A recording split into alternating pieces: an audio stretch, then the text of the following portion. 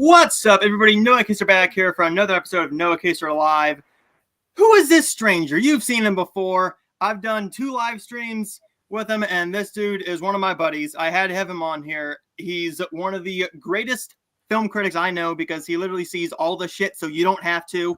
And he's very honest. He doesn't give a shit what any actor says, any director says. He's honest, and I wanted to welcome my buddy Kyle Haynes on. Hi, everybody. Nice to be back. Thank you, Noah, for inviting me on as well. We're doing a worst show this week, and we're doing a best show next week. And it's not that I don't give a shit about what people say. I'm honest about it because, especially in the independent scene, if you're doing something wrong, like technically or like artistically, people want to know about that stuff so they can improve it for the next time. So I do it to help. And before we get started, we do have 3 people on here so far. So let's see who is in the comments. We have Cody. Welcome. Welcome and nice to meet you. What's up, Cody? We have Aaron. Sorry, Kyle, but the worst movie of the year is The Joker 2. Molly and I strongly disagree on that. We loved it. And I actually, somebody told me right after I came out of the theater, they messaged me and they said, how could you like that as much as you like the first one? Like it's a completely different movie. I'm like, I don't know. I just did. I didn't get to see it in theaters because I had to work a lot and I couldn't make it out, but I rented it for $20. And I gotta say, I agree with you on most points. The only issue is it's the ending that divides people. I didn't like the ending. I can see that. I can see that, definitely. But it's not on my worst list by any means. It's right in the middle. I bought the movie because it's so entertaining and the performances are amazing. But I just don't see it. Yeah, it's a very entertaining movie. And then the last 2 we have welcome in Luke, one of my buddies. Nice to meet you, Luke Ponto. Great to have you here as always. And then a regular. What's up? We have Michael. Hey, Michael, great to see you. Our first show on his channel just happened this past Wednesday. We have a wrestling podcast that we do, and it's a lot of fun. I mean, we just go at it. But we are going to let the guest go first. So, Kyle, we're going to go through the dishonorable mentions first, and then go into the number 10. And then we'll just go back and forth with our 10, 9, 8, 7. All right, can you hear me? It seems like I lost connection for a second. Now I can hear you. Yes. Okay, sorry about that, folks. So I have about 45 to 50 dishonorable mentions. I'm just going to list them, give a little bit of commentary here and there. But in no particular order, we have Sasquatch Sunset, Harold and the Purple Crayon. This one might be on yours because I saw you watched it recently and you didn't like it. It was the second movie I saw last year, Some Other Woman. Oh. The Lawnmower Man, which is a Tubi movie. Running on Empty. I watch a lot of Tubi crap, so there's going to be some on here. Predatory Behavior, which was it's a Tubi movie, but like at the end, it's like, oh, by the way, the movie's based on like Anthony Sowell, who was a serial killer here in Cleveland. And I'm like, really? That feels weird. Ricky Stenicki, Tarot, Blackwater Lane, Crescent City, No Way Up, which is one you told me about. Our Little Secret. This one you might kill me for because I know you really like this one. Mother of the Bride. Yeah, that one just hit me at the right moment, man. It just hit me in a good mood. And hey, more power to you. I didn't hate it. It's not something I would never venture to see again. History of Evil, Prom Dates, Space Cadet. That's the Emma Roberts movie where she like fudges her way into NASA or whatever, and it felt like 4 hours. Yeah. It was too boring. This one is a local movie. I reviewed it and I said it wasn't very good. St. Patrick's Day, The Sluagh Awakens. The performers really make that movie. Most of them. There are a couple in there who just steal the movie away from after 30 minutes, it becomes like too many plot strands. Mhm. Then we have 5 Tubi movies in a row: Duffel Bag Boy, The Marriage Past, The Mistress, Bloodline Killer, and The Photo Book. The Tearsmith, which I watched today, I thought I was going to hate that a lot more than I did, but rest assured I didn't. The Tiger's Apprentice, another local film from the same director as Sluagh, Bite, Byte. Kind of a lazy movie about you download an app to summon a werewolf, but before you can summon the werewolf, you have to complete a $20 transaction in the app to buy werewolf's blood. It doesn't really make a lot of sense. I'm sorry. Players, a rom-com that came out in February that people forgot. Atlas, this one was very close to making my list. That's the J-Lo AI movie. Oof. Dead Wrong, an action movie with Rob Schneider and Chet Hanks. The Mousetrap, which sucked. That was really bad. Couple more Tubi movies. We have Dirty Dilemma, He Loves Me Not, No New Friends, Fanatic, and Detroit. Chosen Family with Heather Graham. Rumors, that was the one that had what's her name? Kate Blanchett and Alicia Vikander in it. Really didn't like that one. The Night They Came Home, boring Western. Booger, this was one that you rented and that I took a look at.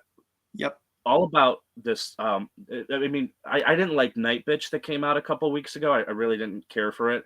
But it's pretty much Night Bitch, but with a cat instead of a dog. Oh, Jesus Christ. Subservience, the movie where Megan Fox, said, "Hey, I've been acting like a robot all my career, so why not be a robot?" And it still sucked. Unfrosted with Jerry Seinfeld. Cinderella's Revenge. Red One. And that's going to shock quite a few people because I hated Red One so much, but alas, it didn't make it. The Deliverance. Miller's Girl. Wineville. Bagman. Uglies, which I just watched, I think, a day or two ago. Oh, and fuck. This one is going to shock Molly because we saw this very early in the year, but it just missed the list, and it's The Long Game with Dennis Quaid. I wanted to see that, but then I saw... No, you really don't. You really don't. Oh, I was told the perfect thing for it. All anybody said was, it's the perfect movie if you want a nap. Cody, we'll talk about Homestead in a little bit because that is on my list. Funny story about Homestead. My theater decided not to get Better Man. So Better they got Man, Homestead. I really like. I really like Better Man. Let's see here. And I'll go with my dishonorable mentions. I have quite a few of these as well. Ones that didn't make the list. Starting off with The Stolen Valley, a indie western that is all about these two girls who have nothing to do. So they're just there, and the one is trying to save her dying mother from a mob boss who is a car mechanic. Makes sense. Yeah.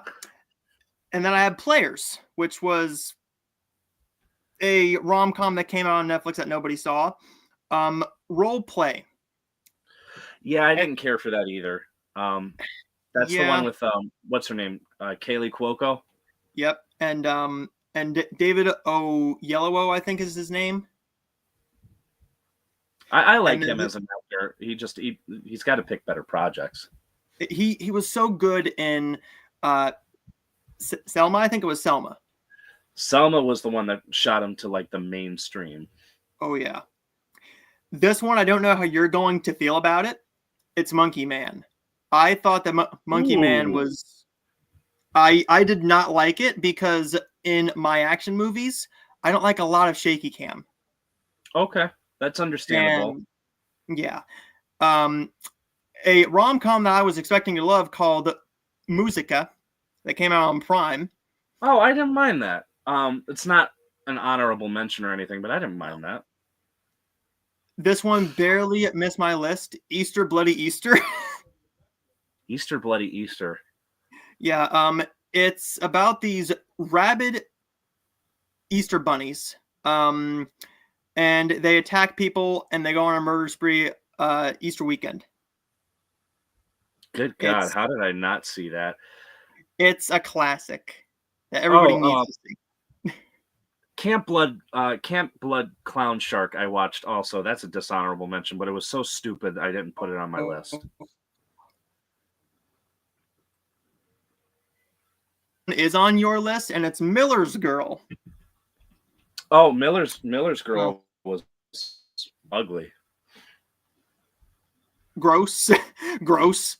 Then I have one here called The Departing Seniors, a low-budget horror movie that tried nothing with its script. Never even heard of that. Then I have Lift, the Kevin Hart heist movie on Netflix. Yeah, I can see that. Then I have one that a lot of people were pissed at me for, and that's Driveway Dolls. I did not like that movie whatsoever. I didn't mind it, but at the same time, the movie really doesn't do anything to warrant much more than okay, I saw it, what's the next thing to watch reaction. And that was like the general consensus of it. So I'm kind of with you there.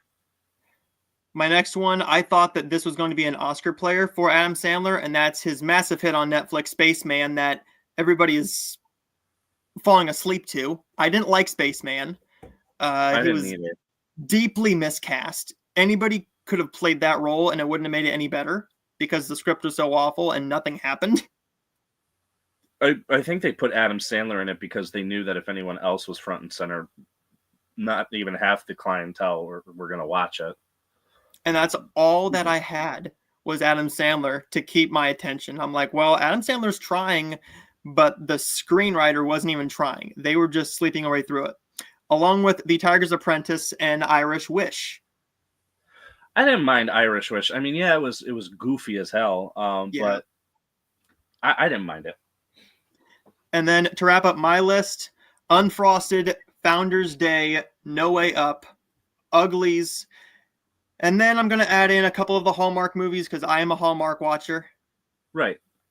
I'm adding in Love on the Right Course, about this woman who is in a golfing tournament and she has to face off against a old foe and an old lover, and the person who wrote the movie, who should have starred in the movie because she's actually a professional golf.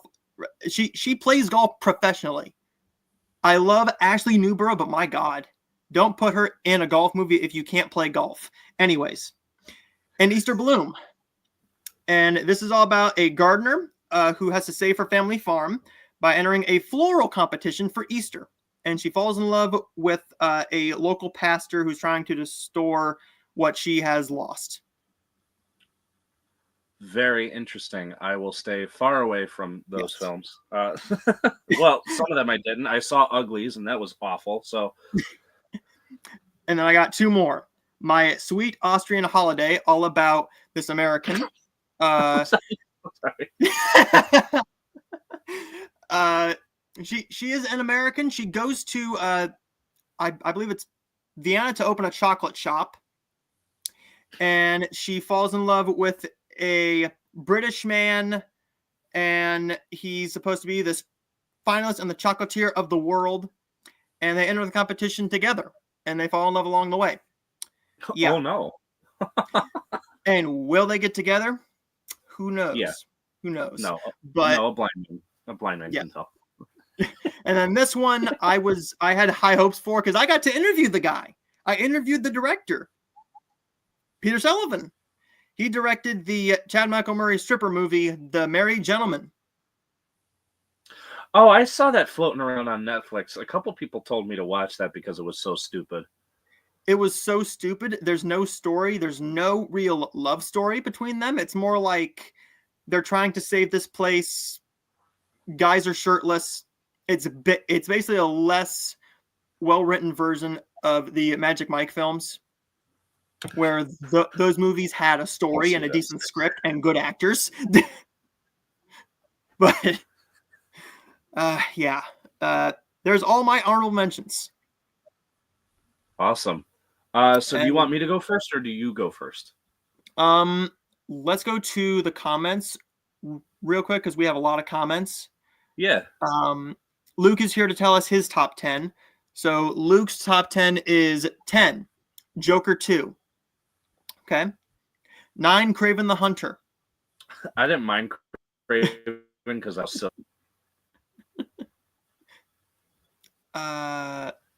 8, Tarot. Yeah. 7, Megamind versus the Doom Syndicate. I didn't even bother because I haven't seen the first one, which might be a shock to a lot of people, but I haven't seen it. And when I heard a sequel was coming out, I'm like, oh, cool. And then people said it's genuine garbage. So I said, I'm going to skip that. Yeah. The Mousetrap. Yeah. Mm-hmm. Mm-hmm. Founders Day. Yeah. I didn't mind Founders Day. I liked that one a little bit.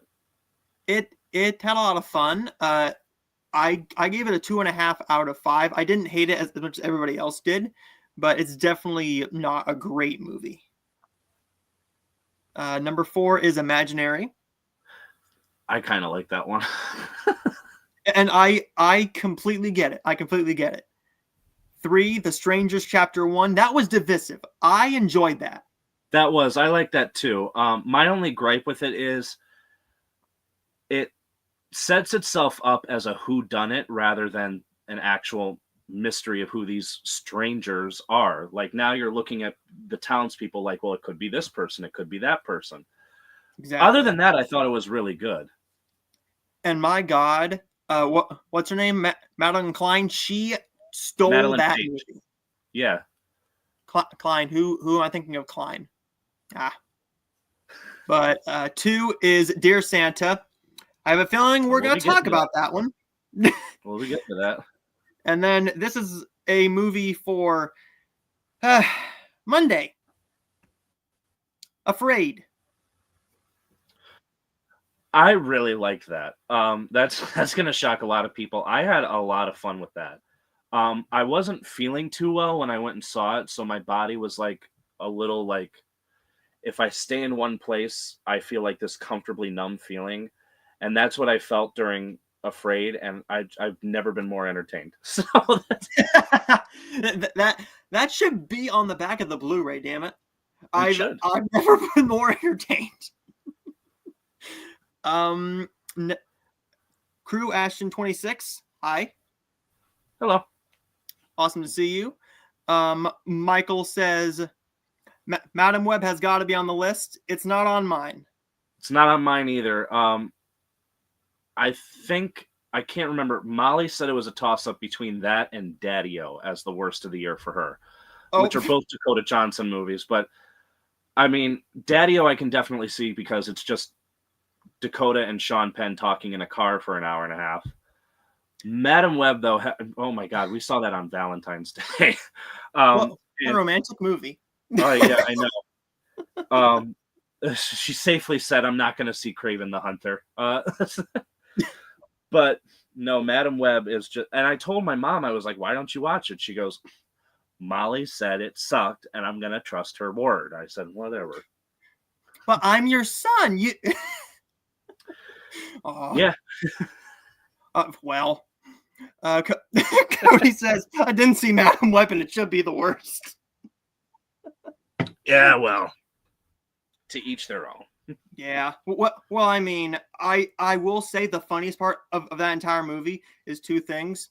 1, Sydney Sweeney acting like she's ugly when she's wearing a short skirt and glasses, and then she gets up on the table, she takes her glasses off, and she's automatically a dumb high school hot cheerleader now for some reason. Yep, that's the she's all that rule. As soon as you take your glasses off and let the hair down, you're instantly hot. I don't know what the hell it is, but that's what it turns you hot. So welcoming Michael in. Awesome. Homestead was awful. I'm debating whether to put myself through that because I have free money. So we'll see. Don't even waste your free money on it. Next up is Molly. Hey, Molly. What's up, hon? Yeah, the long game sucked. It's Dennis Quaid being Dennis Quaid in one of the worst possible ways. Yeah. She also says Monkey Man also sucked. Yeah, she saw that with me. She was taken back by like how violent it was. And I don't if you're not used to that level of violence in movies, it's gonna take you back a little bit. But Yeah. I completely understand where she's coming from. Funny story about Homestead. Yeah. We'll get into Homestead. I promise you, Homestead is on the list. And then we will wrap that up, and then we'll go into your number 10, and then we'll just go back and forth, and we'll check back in with the comments very, very soon. Wonderful. So my number 10 is known as the other movie that came out the weekend of Deadpool and Wolverine. I saw this when I was in line getting torn to go to the theater. They're like, "You're not here to see like Deadpool?" And I said, "Well, I saw it last night." And they go, "Okay, well, a lot of old people in there." I said, "Yeah, probably is." And it was a piece of shit. It is The Fabulous Four with Bette Midler, Megan Mullally, Susan Sarandon, and Sheryl Lee Ralph. No. Very, very rarely do I watch a comedy movie and just sit there very stone-faced. But that happened with this. Basically, what you have is the book club formula. You take 4 actors or actresses that were very popular back in the 70s, 80s, or 90s. You bring them all together for a buddy movie, and you just watch the hilarity ensue. Here's the problem, though. Unlike the book club movies, unlike 80 for Brady, this movie feels as if everybody doing this does not want to be there. With the other movies, you can tell those actresses wanted to do this. They were having very much a good time. And those aren't great movies by any standards, but they're fun. They're really, really good. This movie, the best thing I can describe, everybody feels stiff. There's a cameo in this movie from Michael Bolton, who doesn't look like himself. He looks like an animatronic version of Michael Bolton, who is very slowly malfunctioning. And it's just very, very, very odd. The whole movie is basically, again, these 4 friends get together. 2 of them have been like not speaking to each other for the longest time. Bette Midler's getting married in Florida, and the other guys fly up and they lie to Susan Sarandon, who has an issue with Bette Midler. She's like, "Oh yeah, you won a cat from the Hemingway house," is the excuse they get her to get her ass on the plane to go to Fort Lauderdale. When they get there, she goes, "Well, I don't want to be here. I want to go back home." And they're like, "Well, no, it's going to be fun." I'm like, "No, whatever." This, by the way, I haven't been to Florida in 10 years.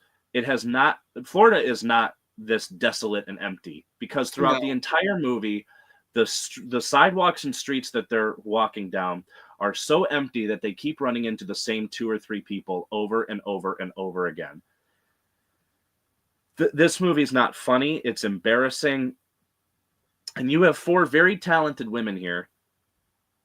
Give them something to work with. Give them something that they would enjoy doing.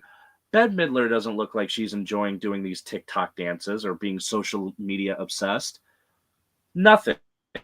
It is very painful to watch. I really, really didn't like it. When it was over, I was like, okay, I can go home.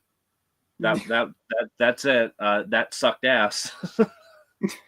But I mean, not too much to say. It was really bad and unfunny. And that's The Fabulous Four. Funny story about that weekend. My parents were stupidly excited to see that movie because they loved Book Club. All the old people movies they absolutely love. Right. Then they saw the rating. They went, "Oh, the this R is rating, yeah. Healthier." And I went, Yeah, but you had no problem with book club about these old women reading 50 Shades of Grey and them reading things. Right. But uh, my number 10 is Imaginary. I thought this twist they pulled in here was the stupidest thing. I didn't think it worked. I thought our two leads were phenomenal. They had good chemistry. However, the attempt at what they did with Chauncey the Bear, of making him a figment of your imagination, really, and then you see him. I didn't think he looked creepy. I thought he looked silly. A nice idea, but if they would have executed it a little bit more, it would have worked. I did like that production designer was phenomenal. That Absolutely. production design, loved it. I gave it 2 out of 5. I was generous.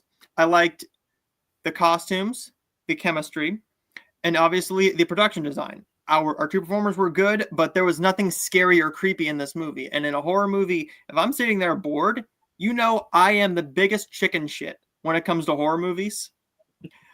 I mean, I skipped a couple horror movies because I'm like, that looks fucking terrifying. I don't want to pee my pants. So no. This one, I was like, this is Blumhouse. They can't scare me. And they didn't. I was right.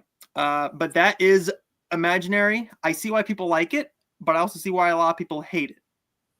Yeah, I mean, it's not. I didn't mind it. I liked it a little bit more than you did. At the very end of the movie, and spoiler alert for the 3 people out there who really want to see it and haven't yet. When the fire truck comes up to the house, like 30 seconds after the fire completely starts, I texted Dustin, who had seen the movie that night too, and I said, very weird how like the fire truck just showed up. He goes, exactly. You gotta love it. You got You it. gotta love it. Go to the comments really, really quickly. I love Monkey Man. Awesome, Luke. I know you love it, and I know it's in your best of list. More power to you. I wish we enjoyed it more, but it's fine. Ryler Bingham lives in Utah. Okay, I'm not quite sure who that is. I'm not going to put the next one up because I don't know them, but hi, the person who lives in Colorado. Yeah, there's a lot of comments from that person about like who does what. I'm not sure. Can we talk We're about just how gonna bad the CGI in Gladiator 2 was? I don't remember the CGI so much as, well, first of all, that movie was like showcased intentionally in a darker lighting than other movies, and usually when big budget movies do that, it's to hide that maybe some of the effects aren't that great. But man, Denzel Washington is awesome in that movie. I loved him in that. If he wasn't in that, I don't think the movie would have been worth it. But he makes that movie, so I really enjoyed it. I gotta bring this one up. Oshitaki mushrooms. Okay. Cool. Maple Films, what's up? Awesome. That's Dustin Lee, director of Evenfall. It's available to stream free on YouTube. Definitely go check it out from Maple Films. It's awesome. I'm on the Blu-ray as a special feature because I hosted the premiere, and he included that footage on the release. So thank you, D, and please watch Evenfall. It's awesome. Joker 2 is poop. Poop. It was not poop.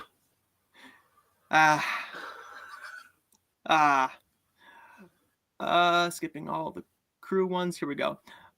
Monster Summer was also grade A garbage. I didn't mind Monster Summer.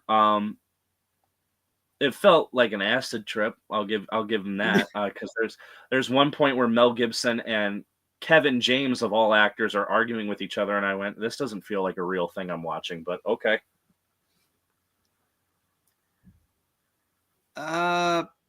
The Bible states that people should not eat pork and uncleansed meats. Well, guess what? I just had sausage, and I'm a Christian. Sausage is pork. And then finally, You're telling me you don't remember the CGI sharks in Gladiator 2 almost took away from Denzel. Oh yeah, yeah. I forgot about that. In the Coliseum in the second half of the movie. That yeah. Talk about jumping the shark. This is a good That's a question. yeah. What was the best worst movie of the year? Like a bad movie that was somehow enjoyable. The I'll long take game. that one first. The long game. Molly and I had so much fun making fun of that movie.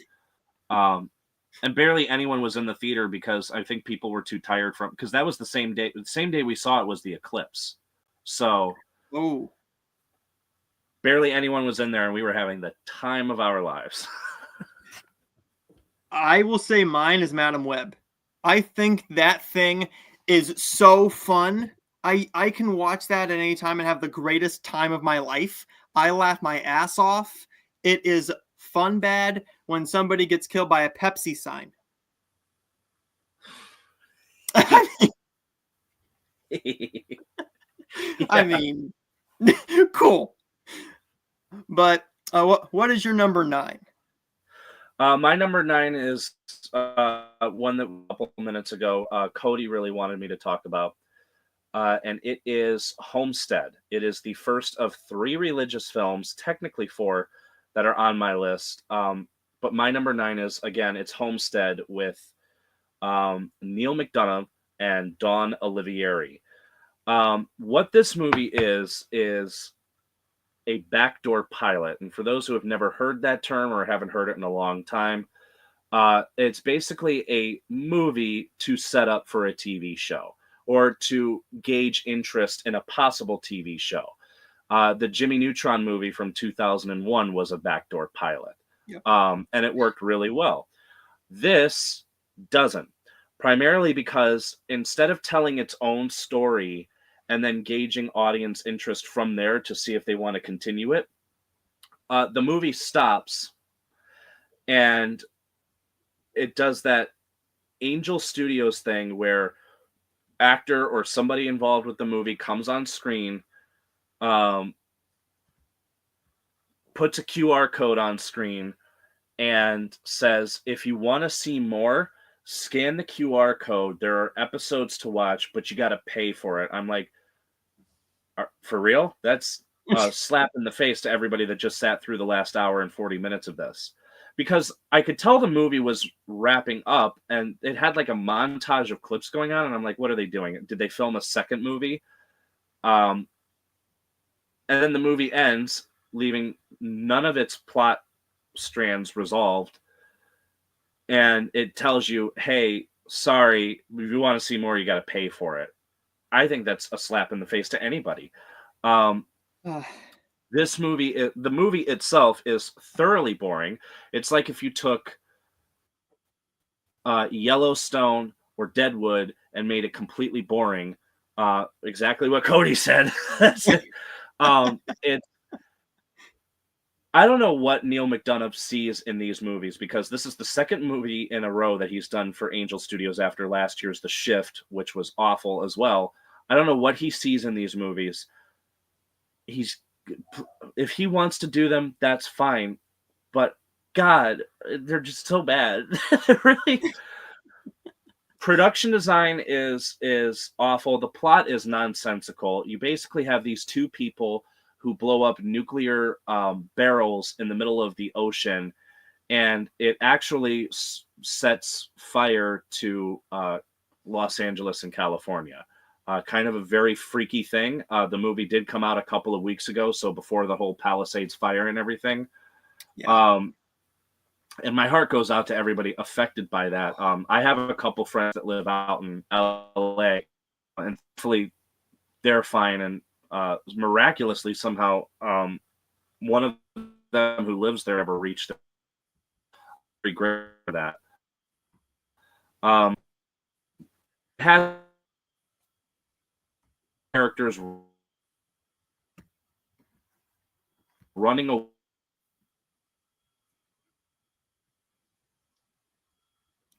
Just a minute, Kyle. You're frozen there. It's not a house. Whatever the hell. It's so that I got numb to it. I don't recommend this at all. I think that this is just insulting, and somehow it's not the worst film from the studio this year. That's Homestead. I know you said you had free money to go else. Sadly, my theater is only 2 auditoriums. My local theater is only 2 auditoriums, and we have Mufasa and Homestead. Oh God. So Mufasa wasn't that great either. I'm not going this weekend. I'm just going to be a little 4-year-old and fold my arms and go no.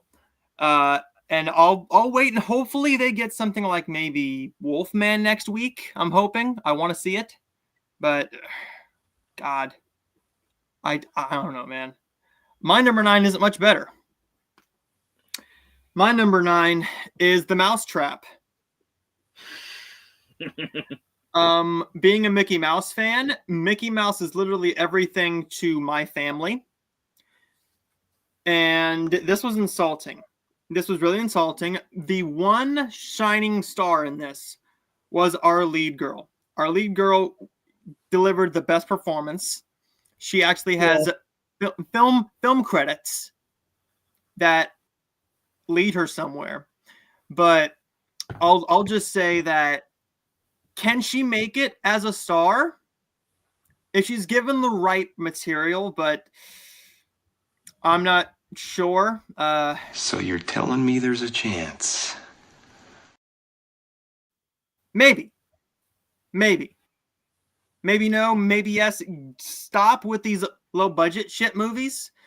You might get somewhere, because this low budget, don't get me wrong, I love independent film, but if you're gonna do it like this with no passion, no care, and no try whatsoever, and you're just gonna cast people because you know them, cool.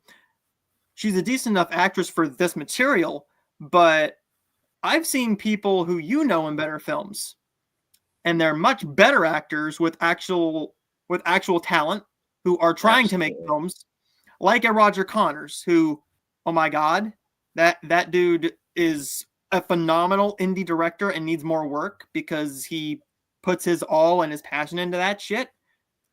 Amazing. He is fine-tuning as we speak, not to interrupt. He's fine-tuning his second film, Meat. I haven't seen the movie. He sent me like a clip that about a year ago that was like completely like it was edited together. The sound wasn't fixed and the music wasn't put together.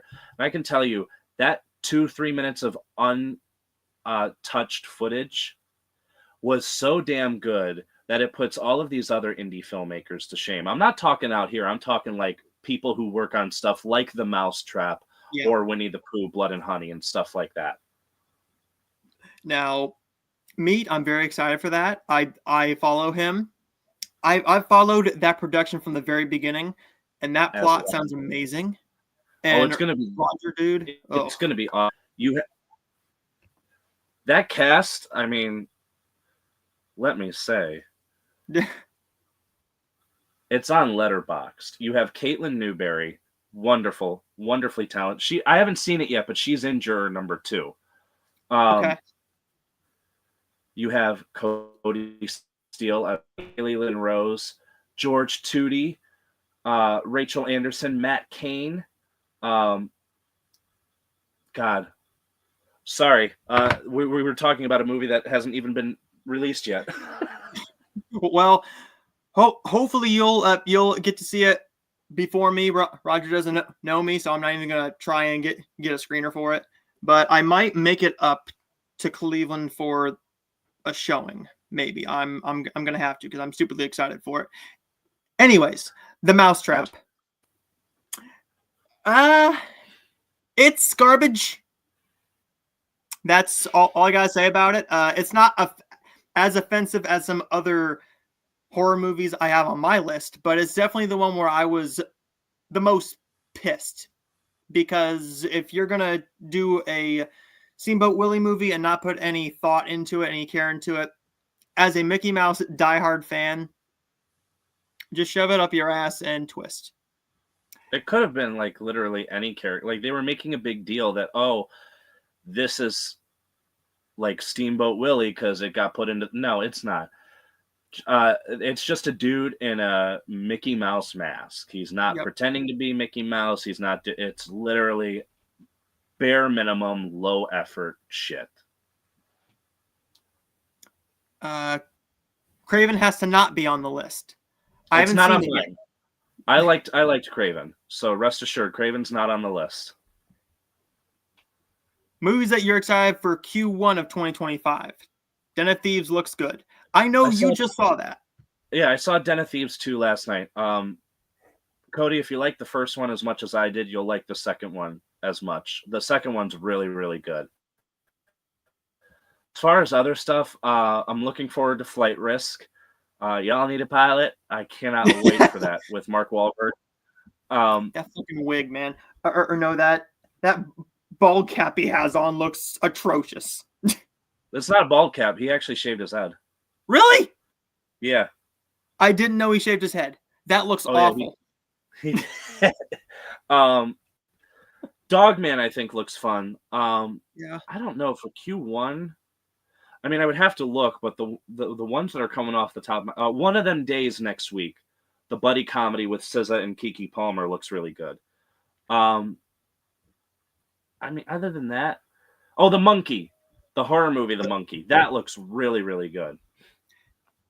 I would have to say one of mine is Mickey 17. That looks phenomenal.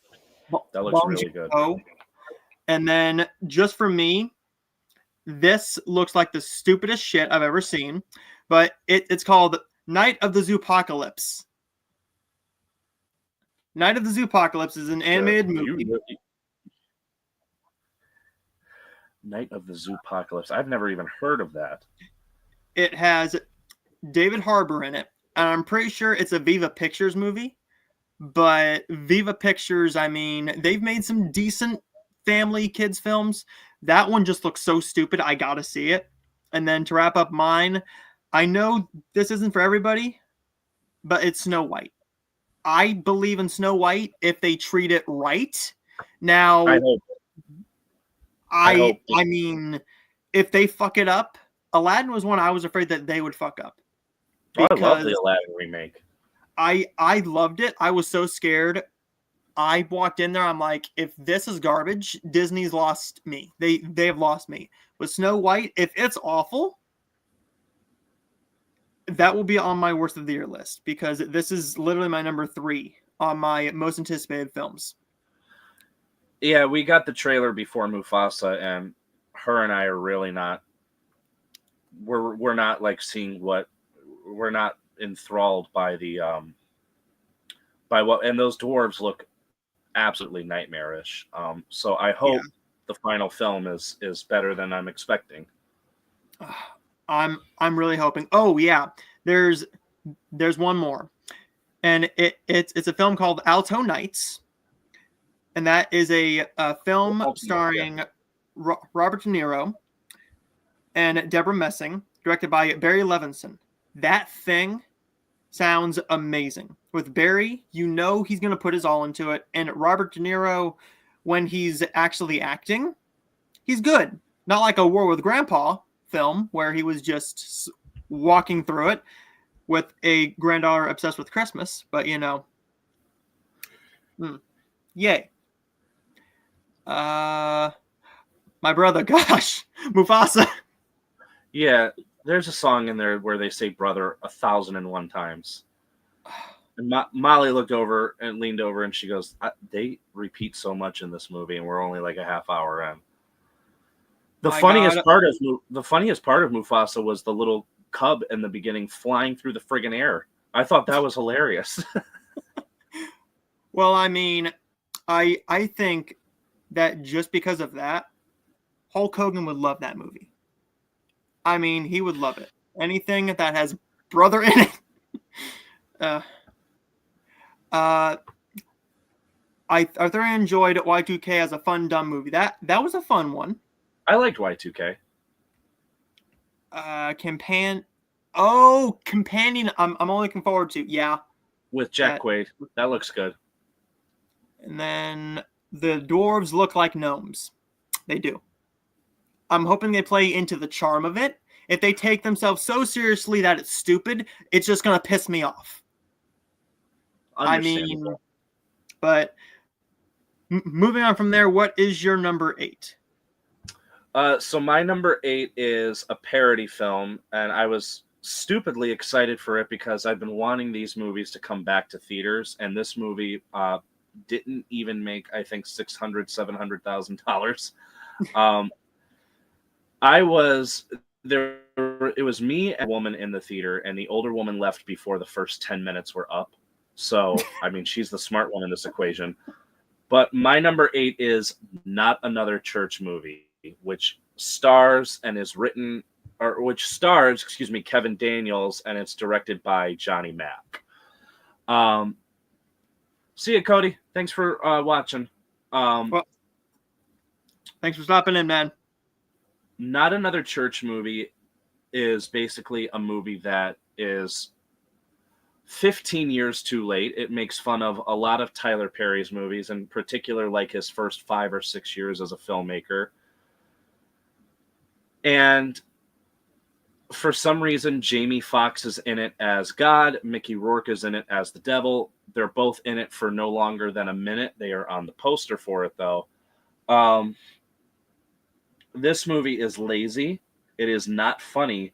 And at a certain point, it stops becoming a parody and becomes a copy of the Medea stuff, because Kevin Daniels at one point starts dressing up like Medea, who they call... They don't call her Medea in this. They call her like something that sounds very similar to it. And it becomes a riff. Like they're doing what Tyler Perry does in the Medea movies. And it's really not funny. It's really boring. And I thought that this was a movie that was sitting on the shelf for like 10 years until finally a studio bought it up and just said, for whatever reason, fuck it, let's go to theaters. No, because there's about this as like Will Smith slap from a couple of years ago. And I'm like, okay, so then that's a real problem. Then these people are just insanely out of touch. Not Another Church Movie just sucked. I really hated it. I laughed once. There was a really realistic sounding wet fart like a half hour in, and that took me out. What? Well, I mean, we're men. We have our priorities. That we do. My number 8, I guarantee you've never heard of this thing. It's a Christmas film called Blue Christmas. You're right, I haven't heard of it. It's a cold night in Chicago in 1942, and it's basically a film noir version of A Christmas Carol. Nice. I had faith in this because it's an indie film. The director has made nothing I've heard of before, but it's all like films that just sound stupid.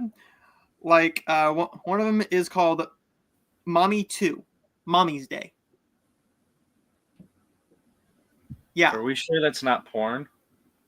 I have no idea. There was no porn in here because I would have enjoyed it more. But this movie was boring. It's an hour and 19 minutes long, and that's including all the end credits. Without the end credits, it's only an hour 13. So I didn't waste a whole lot of time watching it. This thing was slow. It was boring. The acting was bad. They didn't even try to write a compelling mystery. They don't incorporate A Christmas Carol all that well into it. And it was just a complete missed opportunity. I don't know what they saw in this movie. I don't care what they were going for in this movie. It made no goddamn sense. And I wasted $5.99 on this shit. So that tells you how smart I am. But I liked Christmas. I wanted to try something a little bit different from a rom-com or a light, fluffy movie. And instead I went to It's Nap Time. But Yeah.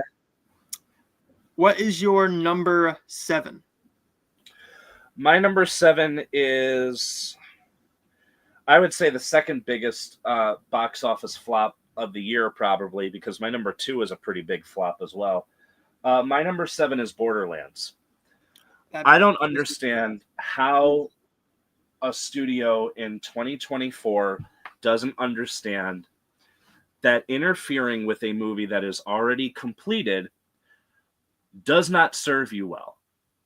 It has proven time and time again that it is not a smart idea to look at somebody's final cut and decide to reshoot the entire thing with a completely different director. Eli Roth is credited as director. Somebody else came in and did 2 weeks of reshoots. This movie is poorly edited. It has no identity, even though it is an adaptation of a video game series that I actually like. The movie instead decides it wants to borrow from Guardians of the Galaxy, from Dune, from Mad Max, from Star Wars, from every other movie possible, and it doesn't work. This movie is unctuously unfunny. It is poorly performed by almost the entire cast. The only 2 performers I didn't mind were Jamie Lee Curtis and Ariana Greenblatt. Yep. Everybody is. I don't understand. Even with the original cut, I don't understand why Cate Blanchett and Kevin Hart were deemed good enough choices for this movie, because they're not. They're wildly out of place. They are very miscast. This entire script is a complete shit show. The jokes in here are non-existent. There isn't a gag that works. Jack Black is atrocious as Claptrap, which I was on board for the idea of him voicing this character because he kind of sounds like the actor. This movie is just so jumbled. It is so incoherent. Without credits, the movie runs about only 90 minutes, and it felt a lot fucking longer than that. This movie is atrocious,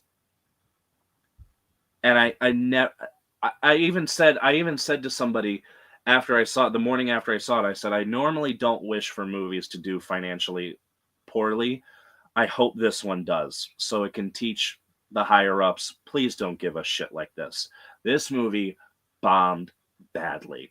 It did. And good for it, honestly. That's what you get. Borderlands, that's my number 7. Awful. If I would have saw that in theaters, I would have hated it more. Me and my friends were joking back and forth. I went to go and see, I can't remember what it was, but my theater was asking on their Facebook, what do you want us to get more? It Ends With Us or Borderlands? Overwhelmingly, It Ends With Us. Me and my friends were like, why It Ends With Us? Because Borderlands might bring in all the fans of the video game. Color me shocked when it earned $50 million opening weekend. And I literally didn't go and see it because I was like, there's no way that this can be good, because I've heard nothing but awful things about the original writer. But then again, separate the art from the author. So I have yet to see it. I blind bought the movie, so I'm hoping I like it. But so it's funny that we're talking about It Ends With Us, considering the behind-the-scenes drama that's going on right now with Baldoni and Lively, which, by the way, I'm going to say this right now. I read both lawsuits. I don't believe a word out of Baldoni, and I did read his. I don't. His lawsuit is very much using manipulative language and gaslighting language to make people think that she was the problem the entire time. And another thing that people aren't really paying close enough attention to, he is skirting over a lot of allegations that she mentioned that he doesn't take the time to mention. It's ridiculous. I don't believe him for a minute, but if I'm proven wrong, I'll come on here and eat my words. As of right now, I don't believe him. I believe her, not him. And literally, dude, nobody feels bad that you got yelled at by Ryan Reynolds. Not a single person. If you No. were doing something to warrant getting yelled at by Ryan Reynolds, odds are you deserved it. I side with you. That guy, I read her lawsuit Mhm. because then I saw that he put his out a little bit afterwards. I'm like, you want to know what? Everybody else has come out with all the allegations that has worked with him in the past that have said the same things, how he is. And if multiple people are saying it, it's not just her. With all the actors that she's been with, all the people in the film industry, one of the biggest stars in the world, dude, I didn't even know you before this movie came out. I'm being completely honest with him. I didn't know him at all. Right. But I side with him. No, sorry. I side with her because his side of all the stories that I've heard are completely just glossing over any fact that can make him sound competent. All he's doing is glossing over everything to make her seem like she is the bad person in the situation, when literally nobody has even said a bad thing about her in the industry in the past, 15 years. Not one bad thing about her. I mean, there are a couple things where she kind of like, yeah, hon, we're talking about the lawsuits. Oh, yes. I did see the interview with that she had with the one person a few years ago when Cafe Society came out, where she kind of responded rudely, and I understand that, you know, I saw that it was a little uncalled for on her part. That poor girl didn't deserve that. She just said congratulations on, you know, being pregnant, and she goes, oh well, congrats on your bump. I'm like, that's a little fucking rude, but okay. But no, I don't side with, mainly because he devotes an entire paragraph to the fact that her screenshot of a text omitted an emoji, and he went into great detail explaining the emoji and how it's used as a sarcastic thing. And I said, I've heard a lot of people talk like that before, and every time I've heard people talk like that, they have been in the wrong. So I don't believe you. But we're gonna move on from that, because we could literally do a whole show just dedicated to that. We could, but we have to get There's to your number a bunch. 7. Yep. We got to get to, yeah. Yeah. My number 7 is one that me and a buddy got into an argument about. This was Time Cut on Netflix. Oh, the horror movie. Yeah, Yep. I didn't watch that because the cinematographer on that was the woman who got shot and killed on Rust. See, I didn't know that, or else I wouldn't have watched the movie either. Yeah. This movie was so poorly done. It's totally killer. That was made Totally Killer was released first, but this one was shot first. It was shelved for a while. This movie is so poorly written. It is not for a new age of horror fans. It's not an introductory horror film. If you want to introduce somebody to horror, you introduce them to something like a Scream, like a Conjuring, like an Insidious. This is not an introductory horror movie. This is a horror movie that's not scary, it's not creepy, it's not clever, with two of the worst performances I have seen in a long time in a Netflix movie. It is 89 minutes too long, which only leaves it time to show the director, the actresses, and then the title of the movie. It's 89 minutes too long. It is an atrocious piece of horror garbage that will never be remembered unless I bring it up on a live stream, because it was on the Netflix top 10 for a total of 3 days. And nobody has talked about it since. Yeah, when you brought it up, when you said the title, I was like, oh yeah, that movie. I completely forgot it came out. It is incompetent. It's bad. It's not the worst horror movie I've seen all year. There's one more on there, but it is definitely one of them, and no one is going to even remember this movie immediately after they turn off the movie and go and take a piss. That's true. That's it. But we do have one comment here. I'm not quite sure. Hi. Arcadia Street Productions. Heather. That's Heather Hi, Bales. Heather. Hi, Heather. Hi. we will go into your number 6. So my number 6, I'm going to keep short and sweet because it is a sequel to one of last year's worst entries. My number 6 is Beautiful Wedding, which is a sequel to Beautiful Disaster.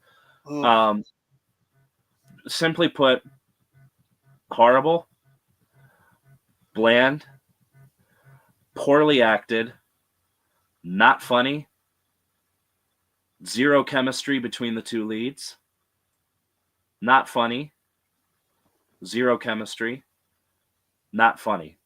And I repeated those because the movie is basically a repeat of the first movie. That's my number 6.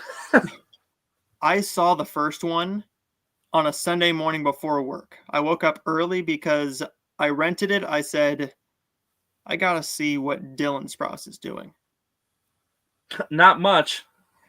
That's what he's doing. My number 6, I know we're going to talk about this a little bit more on in your list, but this one is Megaflopolis. Yeah, we will talk about. I'll save my comments for when I talk about it, but I will let you speak on Megalopolis. This one is a atrocious film that doesn't know quite what it wants to be. It has a decent performance from Adam Driver in about 15% of this film, where he's actually given good dialogue. There's an interesting idea here. The execution, not so much. It's about 20 minutes too long. And what they're trying to do here, I see the idea. The issue is they didn't flesh out our characters well enough, and there's too many extra characters in here to make this story competent. We do have a couple good scenes. I mean, Aubrey Plaza is decent in this role. She's kind of way underutilized. Jon Voight is in it. Jon Voight's just getting too old to really do much. And Giancarlo Esposito. This one pissed me off because I thought he was going to be a major part of this film on the same level as Adam Driver. The issue is they give these characters nothing. They give them nothing to work with. And the cinematography is awful. The CGI on this $100-something million movie is atrocious. And why it bombed is just a few reasons. One, being a director that hasn't made a good movie in about 20 to 30 years means nothing anymore, because I don't care if you made The Godfather. I don't care. If you can't make a good movie, if this is your last film, then God bless you. I respect all your past work. This one, the trailers did it no favors at all, because they didn't give you an idea of what this movie was even about. We learned from the Blade Runner sequel, Blade Runner 2049. Those trailers gave you nothing. They told you nothing about what the movie was even about. They went, hey, look, Harrison Ford's over there. He's in this movie too. Look, we love Ryan Gosling. We love Ana de Armas in this film. Jared Leto's in this film. Yes, he is. This movie kind of did the same thing. It showed you star after star after star, didn't give you an idea of what the movie is even about. And also, Adam Driver, he hasn't been a massive star since the Star Wars movies. And his past few films have been piss poor. Except for Ferrari. I love Ferrari. That's because I love Michael Mann. I skipped that one only because it was on a rental for $20 for like 4 straight months, and I'm like, I'm never going to see this movie. And Walmart didn't get that. Well, my Walmart even neglected to put the movie out. So I went, great. Interesting. But if you get a chance to see that, definitely do it, because it's really good. I want to. I might just rent that. I believe it's $5.99 now, which we will talk about some 2025 films at the end of this. But this film is atrocious. It almost put me to sleep, and I had big expectations because of the director and the lead star. But this was just a massive flop. In every way, and not even counting the box office. It was a massive snorefest. That is my number 6, Megalopolis.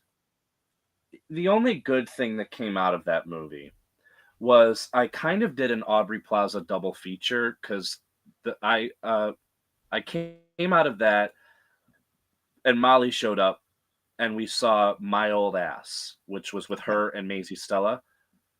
Awesome movie. Such a fantastic movie. If you're an Aubrey Plaza fan, and who isn't, that is the movie to see. And my heart does go out to her because she just recently lost her husband. Yeah, heartbreaking. But, oh my God. Yeah, I will talk more about Megalopolis. I kept quiet on that because it is on my list, much lower on my list. But my number 5 is a movie that I reviewed on your show. You had me back on in July to review this and Fly Me to the Moon. Yep. Sound of Hope, the story of Possum Trot. I'm going to keep this one short and sweet as well. Angel Studios has been making a lot of movies that I would call poverty porn, which is just basically showcasing the worst in society and lingering on it for far too long. I don't necessarily understand what their gimmick is, especially with children being put in very dangerous and precarious situations. They did it with Sound of Freedom with human trafficking, which I understand that I gave that movie a pass because I understand what it was trying to do. And it did it relatively okay. This movie was completely tone deaf. It made me physically ill by the time I was done watching it. I have nothing good to say about this. I really don't. I don't. That's my number 5. Hope if you want like a review for it, the video on his I came on to even think about.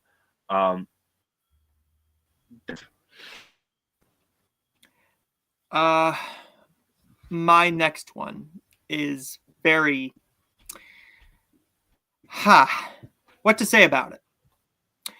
I was very excited for this film because I grew up with this book. It was a childhood favorite. Everybody should read this book because it is a classic. Then I saw it got delayed back in 2021, 2022, and 2023. I went, oh shit, this is in trouble. This is in a post-production hell. They don't want to release this. And it's Harold and the Purple Dildo. I mean the Purple Crayon. This thing is atrociously... We took her son to see that, and he didn't mind it, which was fine. We both really didn't. we thought it was bad. I was excited. I mean, a family film? Why not, right? I mean, I have a soft spot for these bad films. I mean, hell, one of my comfort watches is Mr. Popper's freaking Penguins. So, I mean... I haven't seen that. I have it. I haven't seen that, though. That's one of my top favorite, just all-time comfort films because it's so stupid, but it's so sweet. This one is not, though. This has a bad performance from Mr. Zachary Levi, who had quite the past couple of years with massive flops. This thing cost a ton of money, and it didn't even make $35 million worldwide. No, this thing cost about $110 million, and that's not including the very minimal budget that they put into the phenomenal marketing that I saw nowhere. Not on a YouTube ad, a Facebook ad, an Instagram ad, on TV. I saw nothing unless I was watching maybe an episode of Raw or SmackDown. I saw one because they sponsored that episode, and I went, cool. That tells me how the movie's going to be. This movie is so poorly CGI'd, and Lil Rel Howery, I don't care what he does. The only movie I've liked him in a comedic role. I mean, in Get Out, great. In the minor part in Judas and the Black Messiah, he was really good in that one. That was filmed here.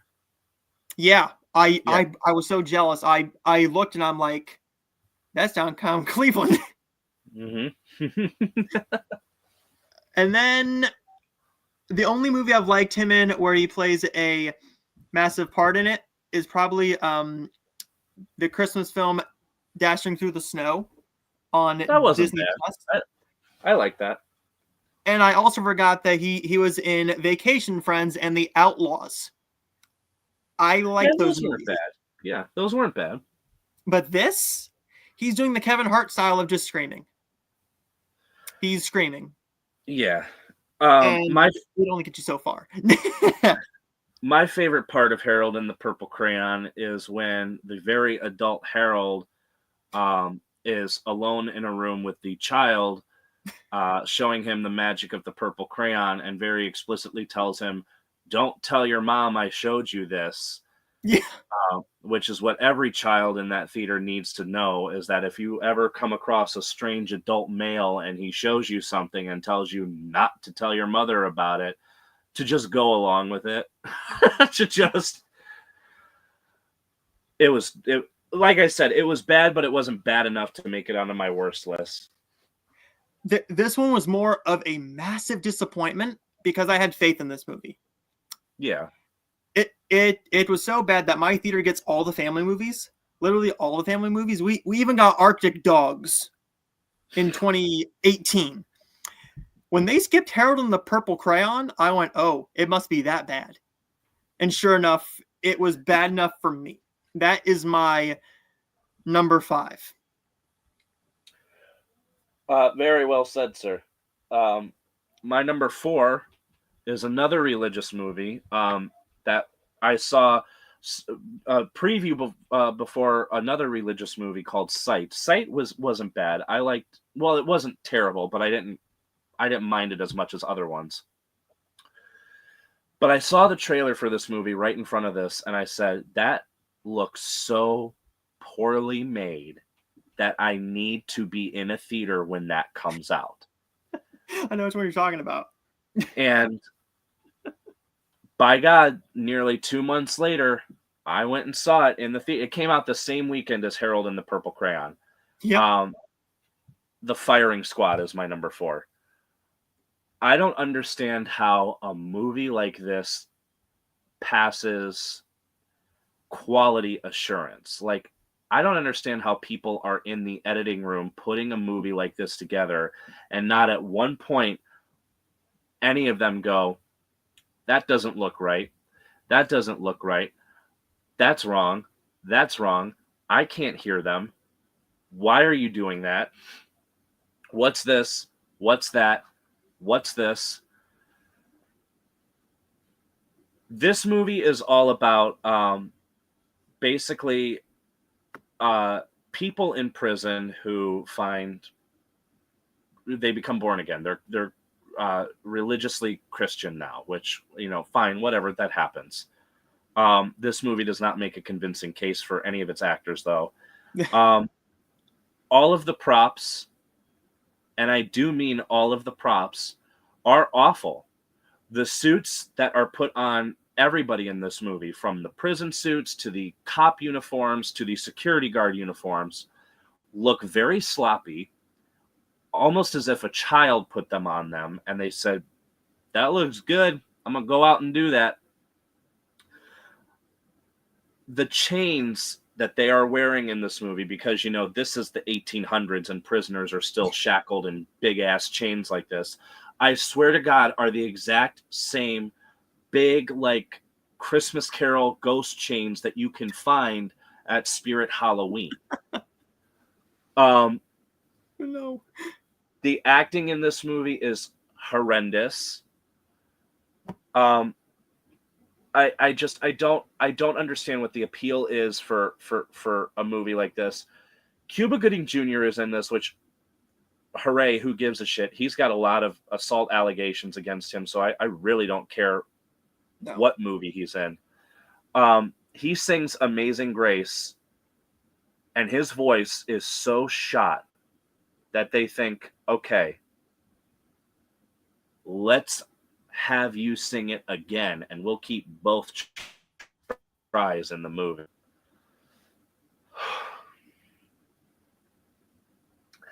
I remember I came home from that very angry. I just rode inside the home. I said, I can't listen to music. I can't. This movie is just shockingly, and yet unshockingly terrible. Firing Squad. It is a movie that should be put in front of an actual firing squad for execution. This movie is just so bad, and yet it's only my number 4. So more. There's worse movies.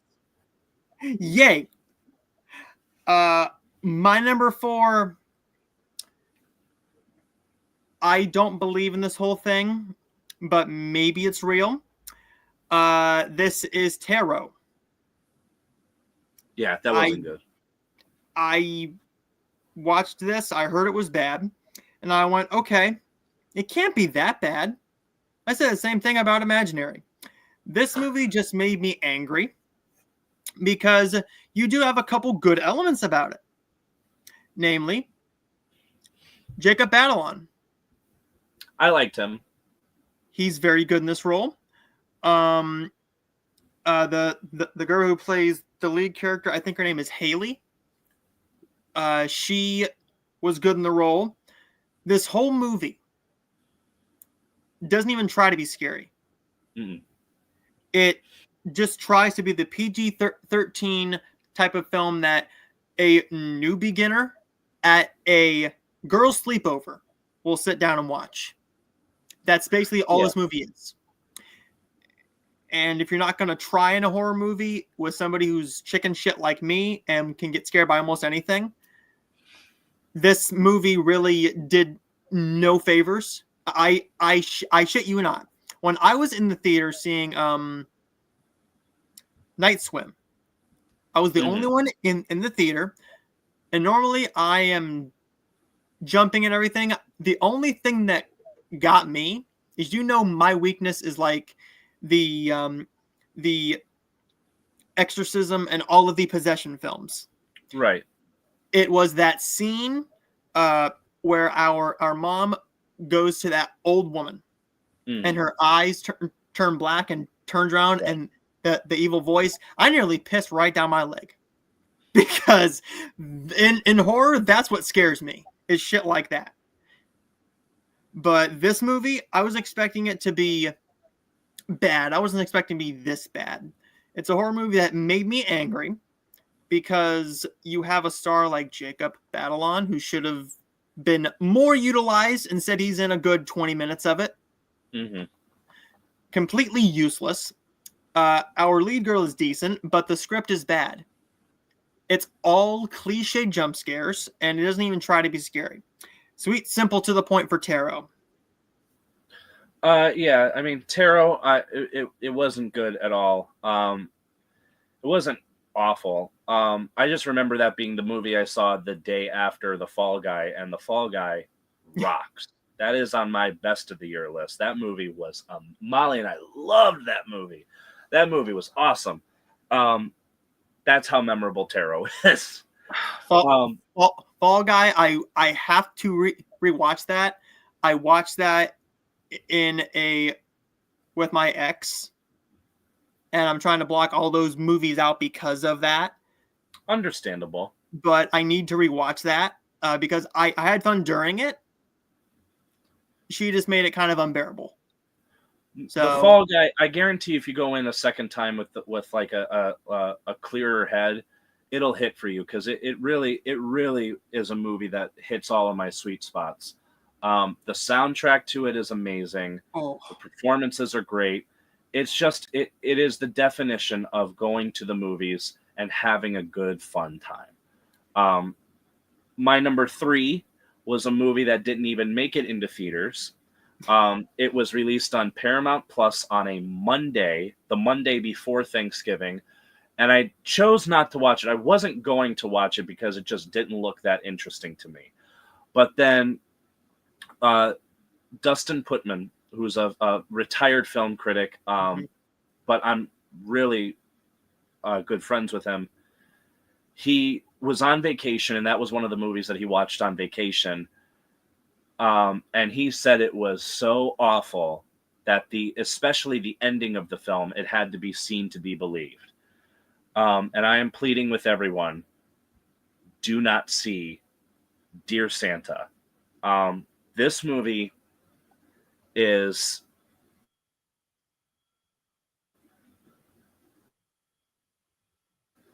I don't know if like in Christmas movies this year, with this and Red One, it seems like they're like just misbehaving little shit children, and I don't like it. Um, this movie has a workable joke or a workable idea. It's all about this kid who is dyslexic. He writes a letter to Santa, but he misspells it and he addresses it to Satan instead. And Satan ends up getting a hold of it. Satan is played by Jack Black. So there's something kind of like you could do like an interesting short film out of that. As a feature film, this movie is spinning its wheels, trying to find a good joke, a good laugh. Nothing. This is one of the most hateful motion pictures I've ever seen in my entire life. Yep. It is completely awful. It is painful to sit through.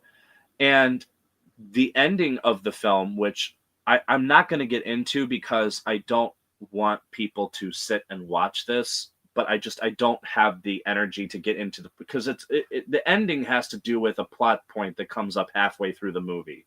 Mm-hmm. And I don't want to get that deep into the movie to like dissect it.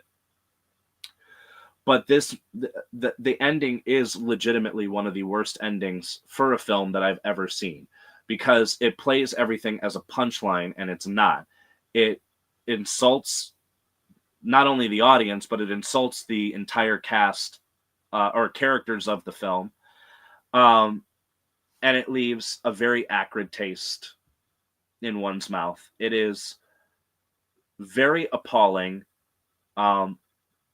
And a couple of hours later, I watched Uwe Boll's newest movie, which is called First Shift.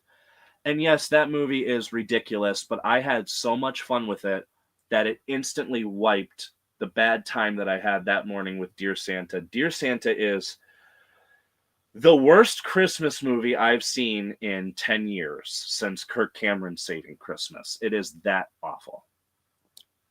What do you mean? You don't like Faith, Presents, and Hot Chocolate? I don't like Cameron. I don't, and that's putting it very nicely. I could go into him, and I love his sister as an actress from my childhood. I don't like her as a person. I like her movies. My number 3 is a generic action film on Netflix that was easily forgotten about, and it is Jessica Alba in Trigger Warning.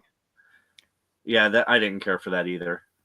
One of the most poorly shot action films I saw all year. It shies away from showing you almost any action whatsoever, and they decide to put Alba in here because God knows she hasn't done anything interesting in a while, and this does her no favors. She doesn't show her acting chops. She doesn't even try in this film because she's giving nothing to work with. This script is nonsensical. It is generic as all hell, and she is royally miscast. Anybody else could have played this role and done it better. Give me somebody like a Michelle Rodriguez. She could have done this role so much better, and she would have added to the material. She knows how to elevate almost any material she's in. Alba, she's very, very beautiful. Very beautiful. Don't get me wrong. But, all this movie, if you look at the poster, what does anybody think, right? What does anybody think when they see the poster for Trigger Warning? And they show this throughout the entire movie. What knockers? Oh. That's it. That's it. I swear a good 15 minutes of this movie is just a close-up shot of her tits. I mean, it's a nice view. Do not get me wrong, but that's not why I'm watching the movie. I'm not watching the movie to see her boobs. I'm watching to see her kill people. I'm trying to see her be a Special Forces commando. And she doesn't do that. She's just there because she's Jessica Alba and she's hot. Everybody's a special forces commando, especially if you've been out of movies for a while. That's the first thing you do is you're ex special forces after so many years, and you have to go save a small town from a threat. So When your last movie before it, that was a major movie, was and not anything super low budget, was a Sin City, A Dame to Kill For. Sure she did a a romance film called Some Kind of Wonderful. That's one she did. She was in Barely Lethal. that was horrible. A indie film called Baby Baby Baby, which is a awful rom-com. Nobody should ever see it. That movie is this movie is insulting to the action genre, because with this director, they've done a decent job in other sections, right? They've directed one film that I saw called Fiction, and that is about a young woman, and she becomes enamored with this big writer, and she's going to these great lengths to kind of to get in thoughts with her creative process. Mm-hmm. Phenomenal film. This movie does nothing right. That's it. It's one of the worst films I've personally ever seen, and it almost put me to sleep at 7 o'clock in the morning, immediately after waking up. And I hated this movie. I wanted it to end about 20 minutes in, and instead it just kept on getting worse and worse and worse. My number 3 is Trigger Warning. Yeah, I didn't care for that. As a big action fan, I can put up with a lot as long as your movie's entertaining. And this movie is not. It's just boring. But it wasn't remarkably bad. So I ended up forgetting about it a couple of months after I saw it. Rightfully so. What is your number 2? Megalopolis. Now it's my turn. This is one of the most, I think it's the most empty experience I've ever had with a major film in a theater. This movie is 138 minutes long, has one of the best ensemble casts of the year, and it proceeds to sit there and do absolutely nothing, give absolutely nothing to the viewer. Every single performer in this film is not trying. This is the most hollow and empty experience that I've had all year. It's horrible. I don't like the director said that Francis Ford Coppola, he's like, oh, this has been like a passion project of mine for decades. And I'm like, really? Because I don't see that translated to us at all. But okay. Dialogue is wretched. Everybody made fun of Adam Driver for him pointing to Natalie Emmanuel, and he's like, go back to the club. But we mustn't forget some of these character names in here. Aubrey Plaza literally plays a woman called Wow Platinum. Yeah. John Voight, who you mentioned, his most memorable line is him like sticking a finger up in the sheet, and he goes, "What do you think of my boner?" Yeah. I just I'm looking at it again. This Lawrence Fishburne. Lawrence. You have so many people in here: Giancarlo Esposito, Lawrence Fishburne, Shia LaBeouf, Talia Shire, Jason Schwartzman, Grace Vanderwall, who plays the most out of place character, Chloe Fineman, who I love on SNL. You had Dustin Hoffman. I forgot he was even in this. That's how much of an impact he made. Yeah. Somebody on Letterboxd put it really great. They said it is the 138-minute equivalent of somebody showing you a YouTube video that they promise is really good. This movie has no promise. I do see what other people say. There are people I've discussed this with that do like it. They said, well, it's very ambitious. Ambition only gets you so far if you don't act on it. And in my opinion, this movie didn't act on shit. It took me well over an hour to even figure out what was going on, and I'm not stupid when it comes to these things. So, an hour in, I'm like, what is happening? What is he even doing? It is so depressing, and it is so awful. And I don't know what's going on. Lionsgate usually shoots their movies out on the home media fast. This thing has not had like a DVD or a Blu-ray release, and honestly, fine. That's Great. my number 2. My number 2 is Megalopolis, Megaflopolis, Megaturd, whatever you want to call it. It's shit. Mega shit the bed. Speaking of a movie that shit the bed, I don't think you've heard of this film either. I was offered this film as a screener at the very beginning of the year. I went, okay. One of my first screeners of the entire year was a action movie from Republic Pictures, which is a sister company of Paramount Pictures. Oh, is this can I guess? Mm-hmm. Is this Air Force One Down? I heard really bad things about it. I haven't seen it though. This is all about a pilot. Oh my God. She has her first assignment on Air Force One, and she's a pilot / a special agent. There is something that happens where they have to stop somebody from hijacking the plane and killing the president. Along the way, you have Anthony Michael Hall in it, who is in it for all of 25 minutes, and he gets killed off immediately. So there goes your big name for the entire movie. Everybody else, Catherine McNamara, I think her name is. She is downright awful. They don't show you any of the action. It's all poorly shot. Everybody is shot off screen. And when they do get shot and show you, there's no blood.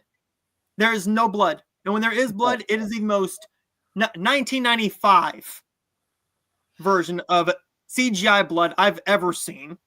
The plane looks fake as hell. The worst CGI I've ever seen. And our president here is played by a guy named Ian Bowman. He's done multiple other films, and I really loved him in 2 particular films. One is called Hometown Legend, but you put a sports film out, I'm going to give it a chance.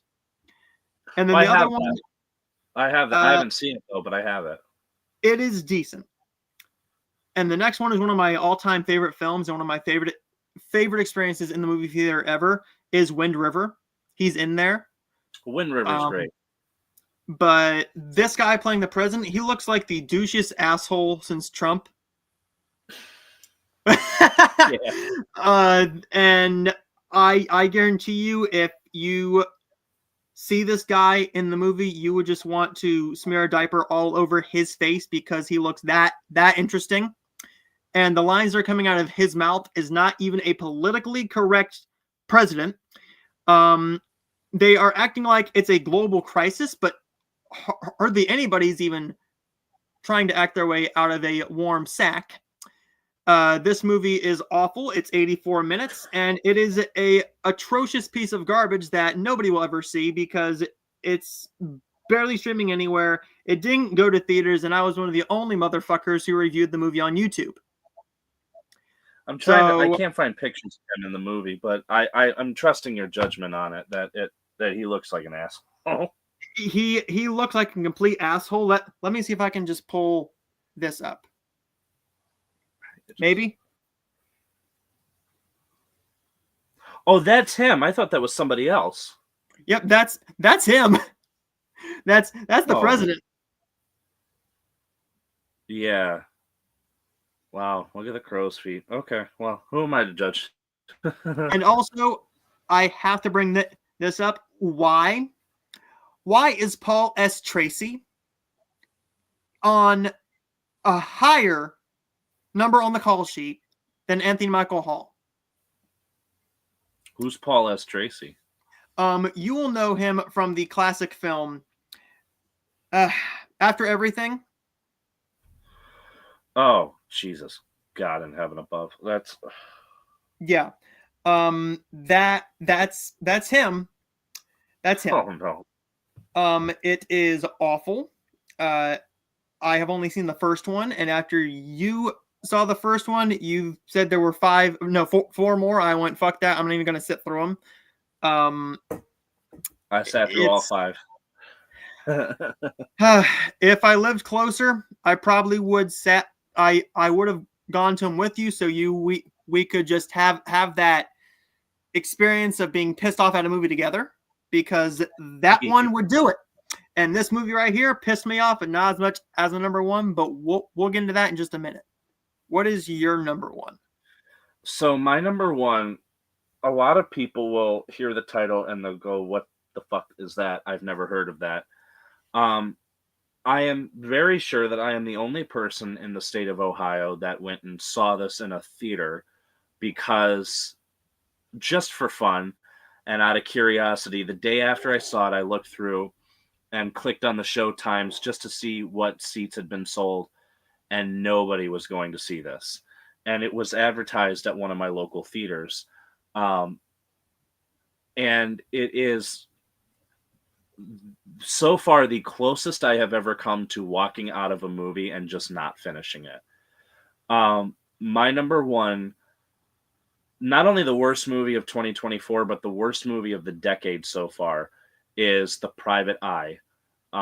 This is by far and away the poorest excuse for a movie I've ever seen. The movie stars Matt Rife, which right then and there you should go, well, duh, Kyle, of course it's going to suck. It's got him in it. Yep. It's got Matt Rife, Eric Roberts, and a very amateur cast. This movie is junk. It's first class junk, to quote Gene Siskel from decades past. It is deplorable. The whole movie is about Matt Rife plays this private detective. But he's struggling to find a job. Maybe that's because there's not a whole lot of crime in his area, because his arch nemesis in this movie is a criminal that goes by the name of the DVD Bandit, which other than people like you or me who collect physical media, that's not going to be something that people are going to connect to on a wide level anymore. He is a private eye, and he's contacted by this woman to find somebody. But this movie is an hour and 50 minutes. It spins its wheels. It goes around in circles so much that scenes take place in instance or repeated locations, and they go on for so long. About halfway through, I was like, "Oh, I got to go to the bathroom." So I'm going to get up.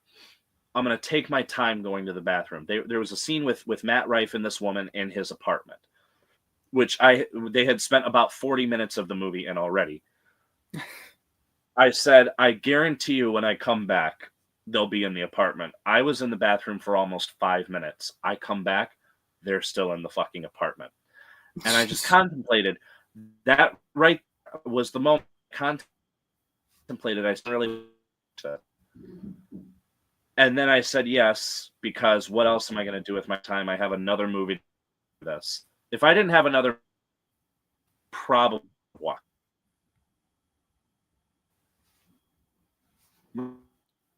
But because it is not easy to watch it, is Matt Rife.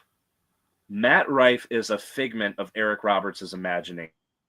Roberts apparently has been in some sort of coma-like stupor for a little while, that he started pretending to be a character from his made-up favorite movie called The Private Eye. And the woman that hired him, the much younger woman that hired him, is his wife, who wanted him to basically kind of screw around for a little bit to try and jog his memory, instead of actually treating him like a human being and sitting down and talking with him to see if there were any treatment options available for his brief amnesia. No, she goes, go walk around like a fucking clown and try looking after this person that doesn't exist. And I'll let you know when the movie decides to tell me when I can tell you when she doesn't exist.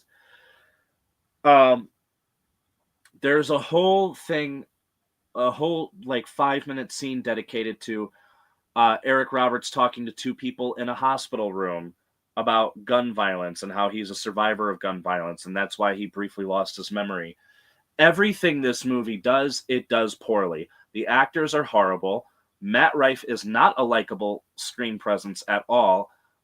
He's not funny. He's not charming. He cannot act his way out of a wet paper bag. Eric Roberts is in 3 movies a week, so really just pick one, and I'm sure you'll like one of them. The writing is atrocious. The sound is awful. The pacing is some of the worst I've ever seen. This movie, there's a special kind of movie that comes along every once in a while that just makes me hate going to the theaters to watch a movie, and The Private Eye is that movie. It is by far the worst film I saw all year, in a year that was actually kind of not great for movies. But rest assured, the great ones are great. My number one, you talked about it a little bit. My number one is Dear Santa. This movie offended me. My family is very religious. Mm-hmm. But you know me. I'm not as religious as my family is. Right. My family would not touch this thing with a 39.5-foot pole. Me, I decided to sit through this because I thought the trailer looked awful. It's releasing on a Monday. They are bearing this shit. And barely anybody watched it that I knew. And the people who did watch it in my friend group liked it. That's awesome. All movies are subjective. You are not wrong if you like a particular movie. I celebrate that you like the movie. Cool. My issue is, one, the ending, which we will not get into because we could go into that for a good 30 minutes. Mm-hmm. It's so mean-spirited. There's not one good joke in here. They don't have a target audience anywhere. No. The acting is atrocious. Absolutely. Jack Black, he had a couple moments here and there where he was himself as Jack Black.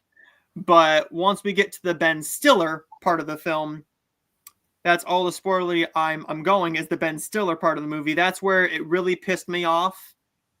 Which took me out. Like, when he shows up, that really, like, the movie had lost me by the time we went to concert, which is way before the part that you're talking about. But that really, like when he showed up, I'm like, what are you doing here? Like, you haven't been in a studio film in a few years. And thankfully I watched Nutcrackers before I watched this, because that's a much better vehicle for him. And he's in this. This is horrible. I was scared to watch this one. As a Christian, I don't think that Satan belongs in your lead of a Christmas movie that is made for children. I don't know if this one was made for children. To go back on your previous comment, I don't know what audience this movie is for. I don't think kids are going to understand any of the jokes that are in this. No. I don't think teens are going to like anything about it, because it would seem way too juvenile for them. And people who love Christmas movies are not going to like it because it's very, very poor. So this movie has it's like The Private Eye, where it has an identity crisis. It doesn't know what it wants to be and who for. Where it lost me is when right at the very beginning of the movie, it already pissed me off. It's where our lead kid decides to tell his parents that his best friend has cancer. Well, yeah, this kid is not likable at all. And he's the lead. And then along the way, right? The entire movie, it's a consistent lie. He lies to his love interest, who is barely in the movie whatsoever, and their misunderstanding about why they briefly end their friendship is completely nonsensical and stupid. Mhm. But she gets lied to by the best friend and him by basically saying, "Hey, I have cancer, ha ha ha, isn't that funny?" And she's so sorry for him. Along the way, they don't wrap up that plot line. The mother does not call his mother. They're supposed to be best friends. It hardly ever comes up, and when it Right. is, it's presented as a joke, which to me, a cancer joke can work every once in a while. I mean, look at 50-50. 50-50 is a lovely movie. Yeah. And there are some cancer jokes that work in that. This is so mean-spirited that it doesn't even try. This one is the reason I hate these straight to streaming Christmas movies, which you know me, I watch a shit ton of these every year, but this is the one where I went, okay, even after The Merry Gentleman, even after the offensive garbage that Hallmark did, which they did have some shining stars, this year was awful. This is the worst movie I have seen in a very long time. This is worse than any movie I saw in 2023 or 2022. But I don't think I've seen a worse film since I've been on here. I really don't think so. This is the worst movie I have ever seen in my time on YouTube. Because there hasn't been a movie where I've almost shut the damn thing off. So I almost did too. I almost did about a half hour in,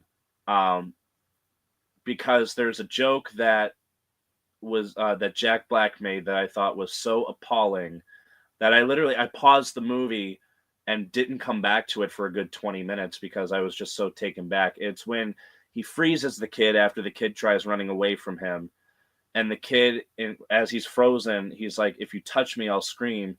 And Jack Black goes, "I'm Satan. I'm not a trusted family relative." And I just went, wow. And I paused it, and I walked upstairs. I spent some time with my dogs, and I said, do I really want to spend my Christmas Eve morning doing this? Because this is awful. And I came back to it. I should.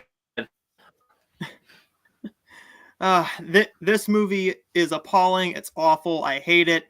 It's garbage, and I can now happily go to sleep tonight and confidently say I will never talk about this movie on YouTube again. But maybe if we do a worst of the decade list in about a few years. Yeah. So as we wrap up, I wanted to ask you about a few things if you like to come back on for these. Okay. So next week we will be doing a best of 2024 list, which will be very exciting. I have a couple more to catch up on. I still have to see Gladiator 2. What else is on my list? I have to see Gladiator 2. Where are you? Oh. Here, Superman, and then Emilia Perez are the last four that I need to see before the end of the year best list. So you're talking about the documentary Superman, right? Yes. Watch that. If you're only going to watch one of those four, watch that. That is fantastic. And last year had a lot of really great documentaries, which I'll highlight when we talk about it next week. But that movie is really, really great.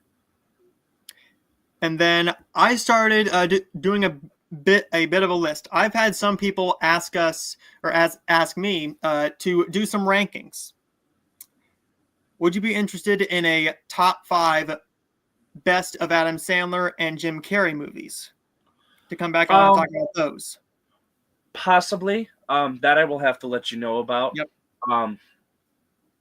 Because there's a lot of Jim Carrey stuff that I haven't seen, like The Majestic and Man on the Moon and stuff like that. Yeah. But I will definitely keep you informed on that.